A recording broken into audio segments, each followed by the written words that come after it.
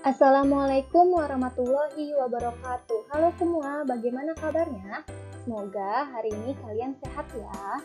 Pada kesempatan kali ini kita akan membahas tentang materi yaitu elektromagnetik, gaya Lorentz, gaya gerak listrik induksi, dan transformator. Apa saja sih pengertian dari materi tersebut? Mari kita bahas secara bersama-sama. Elektromagnetik. Apa yang dimaksud dengan elektromagnetik? Elektromagnetik adalah magnet yang terjadi karena aliran listrik pada sebuah kumparan berinti besi. Jadi ada sebuah kumparan yang dililitkan oleh paku lalu ditempelkan dengan batu baterai, yaitu batu baterainya adalah besinya.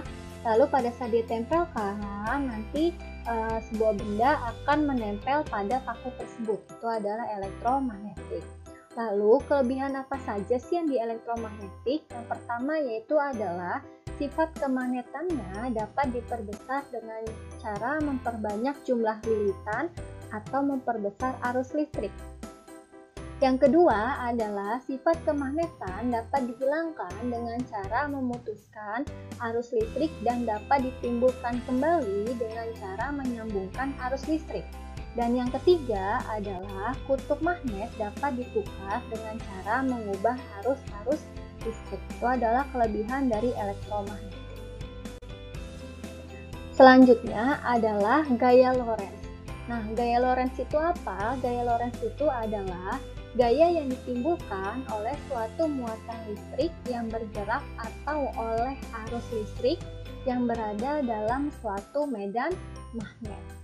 Rumus dari gaya Lorentz adalah F sama dengan B dikali I dikali L. F itu adalah gaya magnet, lalu B ini adalah muatan medan magnet, I ini adalah arus listrik, dan L ini adalah panjang kawat. Jadi rumus dari gaya Lorentz adalah F sama dengan B dikali I dikali L. Kaidah tangan kanan gaya Lorentz seperti di arus listrik sama medan magnet, nah dia juga memiliki kaidah tangan kanan, yaitu tangannya seperti ini. Ada I itu adalah untuk jempol, dia menunjukkan arah arus listrik. Lalu B itu adalah dia menunjukkan arah medan magnet, dan F ini adalah menunjukkan arah gaya Lorentz. Tapi antara B sama F ini dia tidak lurus ya, tapi B itu rada bengkok ke sebelah kanan, lalu F itu bengkok ke sebelah kiri. Jadi pada saat posisinya seperti ini, I-nya itu ke atas, B-nya rada miring, dan F-nya itu dia rada miring juga, sehingga membentuk sudut ya. Kemudian apabila posisi tangannya adalah tengkurap, maka I-nya ini dia posisinya ke sana yang hijau ini, lalu B-nya dia lurus, sedangkan F-nya dia ke atas. Ya, bahwa I itu ditunjukkan untuk ibu jari, B ini adalah untuk tunjuk, lalu F ini adalah si jari. Kemudian contoh soal dari gaya Lorentz, misalnya seperti ini. Ada I-nya dia ke atas, lalu B-nya dia ke arah kanan, ya kan? Tadi itu jempol, bahwa B itu dia ke arah kanan. Berarti huruf F-nya dia adalah arahnya masuk ke bidang gambar. Kemudian yang B ini adalah menuju ke arah kiri, sedangkan B-nya yang rada miring. Maka F-nya ini adalah dia keluar dari bidang gambar. Maksudnya apa? Oke, kita lihat bahwa kalau yang silang ini adalah arah masuk bidang gambar, sedangkan kalau yang bulat titik ini adalah arah keluar dari bidang gambar.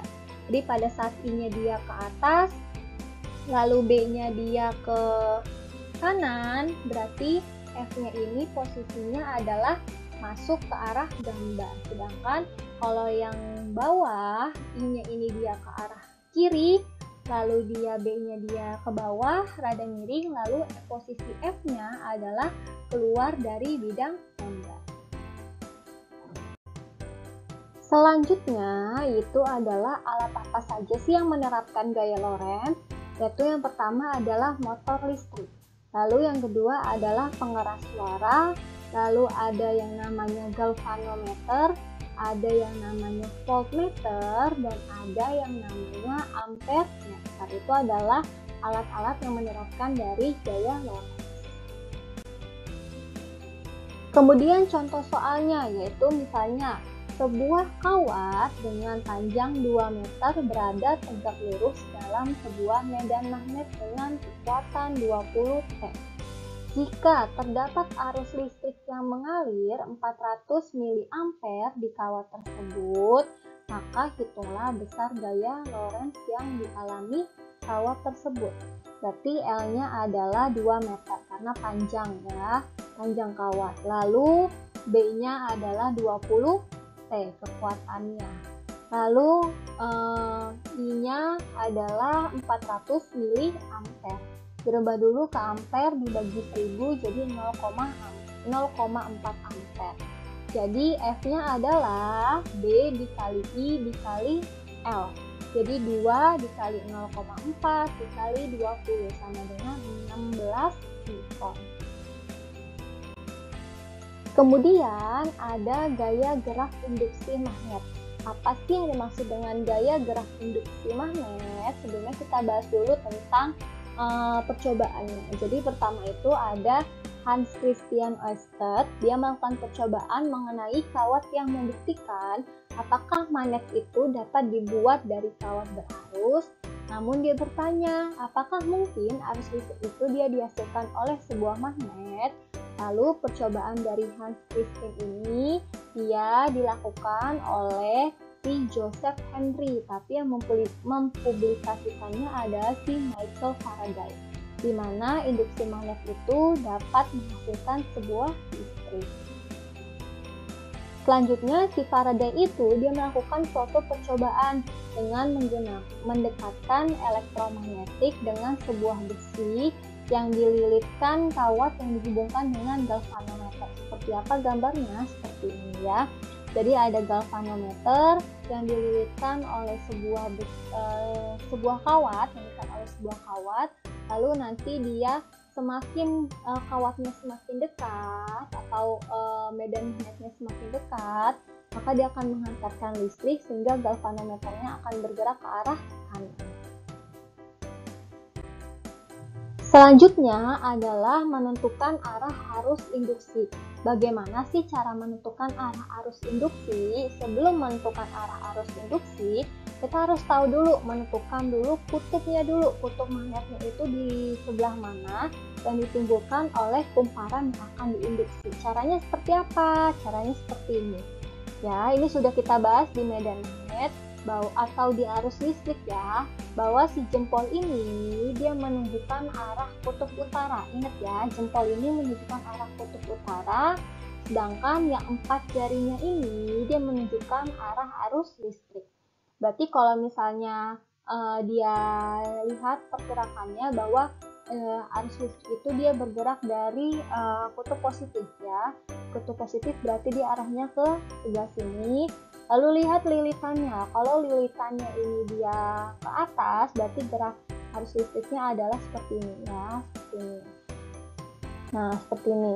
Berarti otomatis si jempol ini adalah utara, sedangkan yang sebelahnya adalah kutub selatan. Nah, oke, berarti ibu jari itu dia menunjukkan arah kutub utara dan keempat jarinya itu menunjukkan arah arus pada utara. Selanjutnya adalah contoh dari arah arus induksi magnet. Diingat bahwa arah arus listrik itu dia bergerak dari positif ke negatif. Contoh soalnya seperti ini ya. Oh, ini enak udah ada tangannya. Jadi tadi dari positif berarti dia bergerak ke sebelah kiri ya.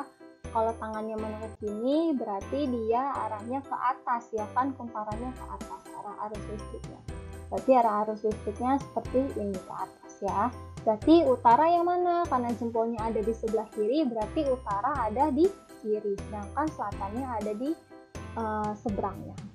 Contoh lagi, misalnya seperti ini. Kalau ini nggak ada nih tanda positif negatif, berarti ingat kalau yang tinggi ini adalah positif ya, berarti positif, berarti dia arahnya ke sebelah kiri. namun dia posisi dari arah arus listriknya ke belakang, ya kan, ke belakang. Berarti kalau ke belakang arahnya adalah berlawanan, ya kan, berlawanan dengan si sebelumnya. Kita lihat dari posisi kanan.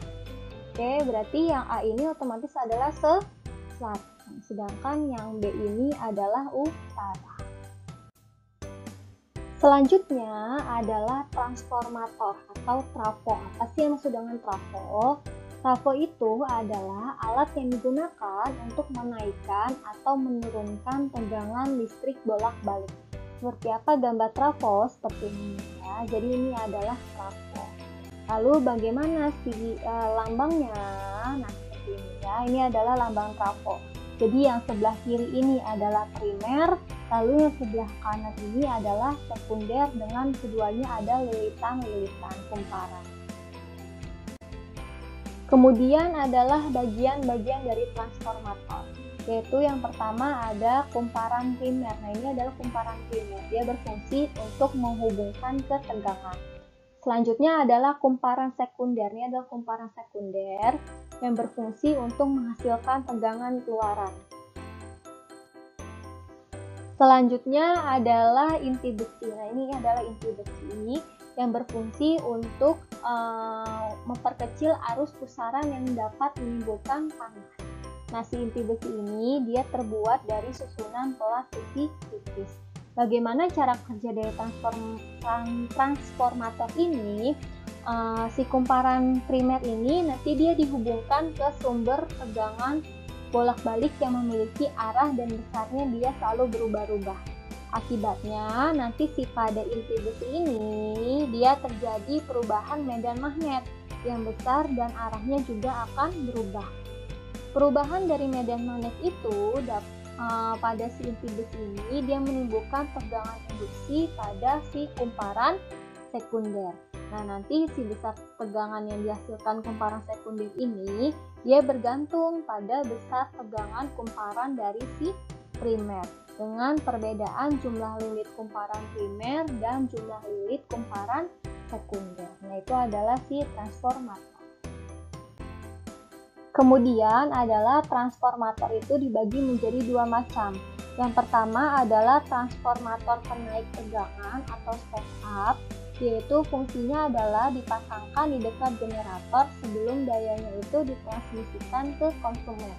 Ciri-cirinya adalah yang pertama, jumlah lilitan dari sekundernya ini dia lebih banyak dari jumlah lilitan primer atau NS-nya itu lebih besar daripada NP. Lalu yang kedua, tegangan sekundernya ini dia lebih besar daripada tegangan primer atau VS-nya ini lebih besar daripada VP. Kemudian yang ketiga adalah kuat arus sekundernya itu lebih kecil daripada kuat arus primer atau IS-nya itu lebih kecil daripada IP.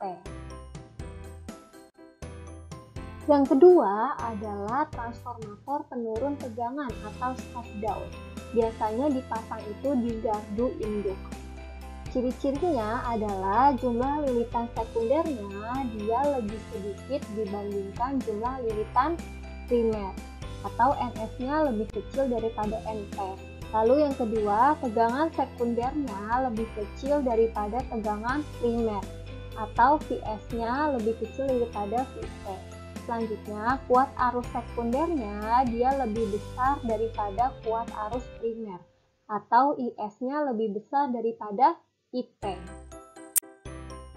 Selanjutnya adalah apa sih hubungan antara jumlah lilitan kumparan, gaya gerak listrik induksi atau tegangan, dan kuat arus listrik, yaitu N sama dengan NP per NS sama dengan IP per VS sama dengan IS per IP, atau bisa juga IP per VS sama dengan NP per NS kalau ditanyanya adalah tegangan dan jumlah lilitan, atau juga bisa VP per VS sama dengan IS per IP apabila yang ditanyanya adalah tegangan dan kuat arus, atau juga bisa NP per NS sama dengan IS per IP, atau yang ditanyanya adalah jumlah lilitan dan kuat arus.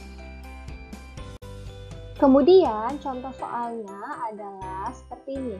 Diketahui sebuah trafo memiliki kumparan primernya adalah 300 lilitan. Tegangan primernya adalah 12 volt. Lalu tegangan sekundernya adalah 120 volt dan arus primernya adalah 0,6 ampere. Berapakah jumlah lilitan pada kumparan sekunder? Jadi kita jabarkan dulu diketahuinya. Diketahui Vp-nya adalah 12 volt atau tegangan primernya. Lalu Vs adalah tegangan sekundernya 120 volt. Lalu Np, kumparan primernya adalah 300 lilitan. Dan Ip-nya adalah 0,6 ampere. Yang ditanya adalah jumlah lilitan pada kumparan sekunder, berarti tanya adalah Ns. Kita masukkan rumusnya, berarti Vp per Vs sama dengan Np per Ns. Vp-nya 200 dibagi 120 sama dengan 300 dibagi Ns. Karena yang tanyanya Ns, jadi sama dengan 300 dikali 120 dibagi 12. Jadi Ns-nya adalah 3000, Ns-nya adalah 3000 liter. Kemudian adalah efisiensi transformator. Efisiensi transformator itu adalah presentasi harga perbandingan antara daya pada kumparan sekunder dengan daya pada kumparan primer. Tetapi pada efisiensi transformator ini dia nilainya selalu kurang dari 100%. Sebab pada saat digunakan transformator selalu menghasilkan panas. Rumusnya adalah efisiensi sama dengan daya sekunder per daya primer dikali 100%. Jadi N-nya adalah PS per PP dikali 100%. Karena P itu adalah V dikali I, maka N itu bisa juga Vs dikali Is per Vp dikali IP. Jadi dikali 100%. N itu adalah efisiensi transformator, PS adalah daya listrik kumparan sekunder, dan PP adalah daya listrik kumparan primer.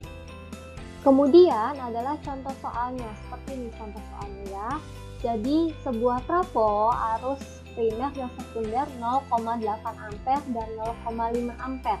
Kalau jumlah lilitan primer dan sekundernya adalah 1000 dan 800, maka berapakah efisiensi trafonya? Kita tulis bahwa diketahuinya IP-nya adalah 0,8, lalu NP-nya adalah 1000, IS-nya adalah 0,5 ampere, dan NS-nya adalah 800.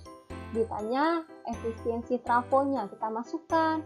Efisiensi trafo sama dengan IS dikali NS per IP dikali NP dikali 100%. Jika dimasukkan angkanya, dapatlah N-nya adalah 50%. Jadi efisiensi trafonya adalah 50%. Oke, mungkin cukup sekian untuk materi hari ini. Silahkan dicatat dan dipelajari dengan baik-baik. Kurang lebihnya mohon maaf. Wassalamualaikum warahmatullahi wabarakatuh.